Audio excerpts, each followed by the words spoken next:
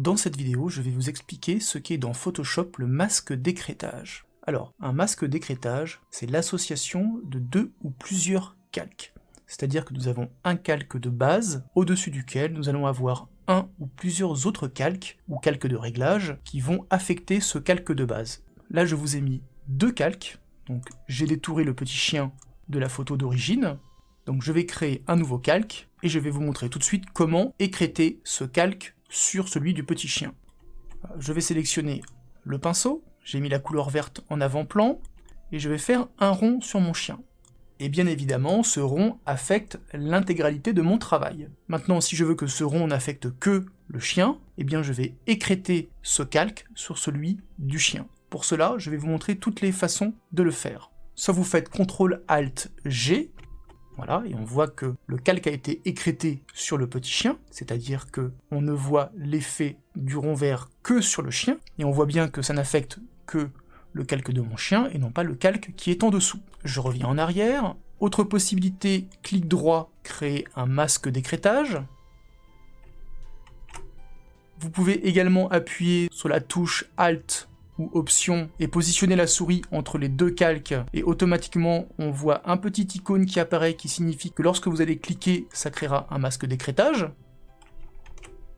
Et vous pouvez aller également dans Calque, créer un masque d'écrêtage. On verra tout à l'heure qu'il y a une autre possibilité avec les calques de réglage.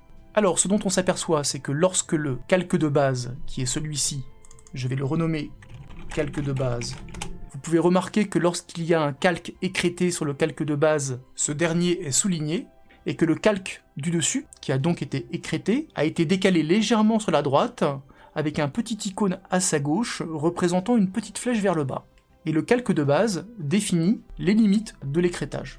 Les calques qui sont en dessous du calque de base ne sont pas affectés. Et on peut, comme ceci, empiler plusieurs calques les uns au-dessus des autres, qui seront tous écrêtés sur le calque de base.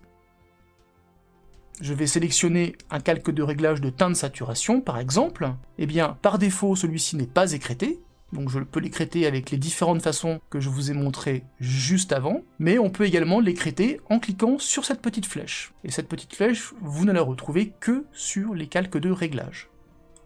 Donc là je l'ai écrêté, on voit automatiquement que la petite flèche est apparue, et je peux modifier par exemple la teinte, et ça va modifier la teinte de tous les calques du dessous en s'arrêtant au calque de base. Ça ne change pas que la teinte du rond vert, ça change également la teinte du petit chien, puisqu'on voit que là il est violet à plusieurs endroits. Et je peux, comme ceci, empiler les différents calques, donc je peux créer un nouveau calque, je vais l'écrêter, je vais sélectionner une couleur bleue, voilà, et je vais me mettre ici, et je clique, et je vois bien que le bleu n'affecte que le petit chien, et non pas l'arrière-plan. Voilà, donc j'ai fait un petit peu le ménage, et maintenant je vais vous montrer un autre exemple avec du texte. Alors, les deux calques qui représentent le chien et l'arrière-plan, je vais les sélectionner tous les deux, je fais un clic droit, et je vais les fusionner, comme ça je n'ai plus qu'une seule image. Et j'ai ici saisi du texte. J'ai saisi petit chien. J'ai mis un fond bleu en dessous, je clique sur le calque de base. Bon, maintenant ce n'est plus un calque de base d'ailleurs, je peux le renommer chien tout simplement. Il n'y a plus aucun masque d'écrêtage pour le moment.